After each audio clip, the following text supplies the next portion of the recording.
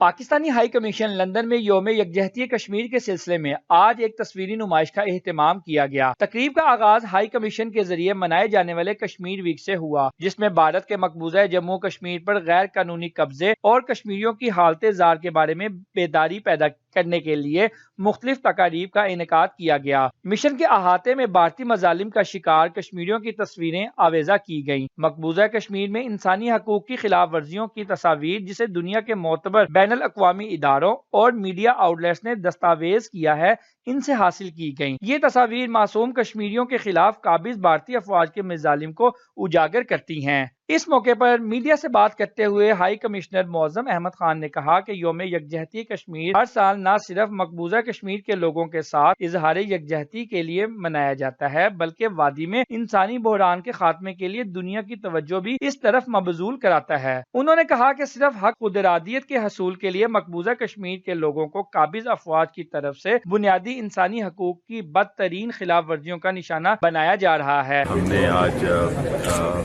کشمیر کے جو جسے کہتے ہیں یوم یکجہتی کے سلسلے میں یہاں پر نمائش منعقد کی ہے۔ اس کا مقصد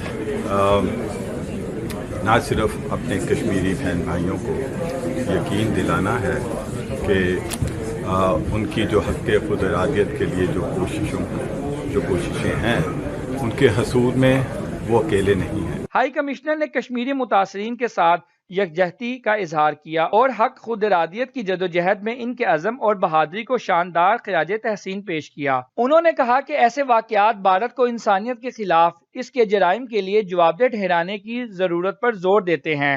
ہائی کمشنر نے اس بات کا اعادہ کیا کہ پاکستان ہر پلیٹ فارم پر کشمیریوں کے لیے آواز اٹھاتا رہے گا۔ کشمیری کمیونٹی اور کشمیر کے برطانوی دوستوں کی بڑی تعداد نے دن کے دوران تصاویری نمائش کا دورہ کیا، کشمیری مظلوموں کو خراج عقیدت پیش کیا اور محصور کشمیریوں کے ساتھ یکجہتی کا اظہار بھی کیا۔